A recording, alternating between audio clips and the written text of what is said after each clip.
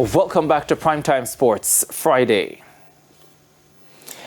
A Supreme Court judge has dismissed an application by Pivott LLC seeking an injunction against the Professional Football Jamaica Limited, PFJL, clearing the way for the Jamaica Premier League playoffs to proceed while the legal dispute continues. Jermaine Brown reports. In addition to dismissing an application by Pivott LLC seeking an injunction against the Professional Football Jamaica Limited, PFJL, the Supreme Court also ordered Pivott to pay PFJL's legal costs. Those costs, however, will not be recoverable until the matter is fully determined. The court further rejected an oral application by Pivott's attorneys for leave to appeal the decision. In a statement, PFJL welcomed the ruling, saying the decision means the organization is free to continue producing and broadcasting the Jamaica Premier League.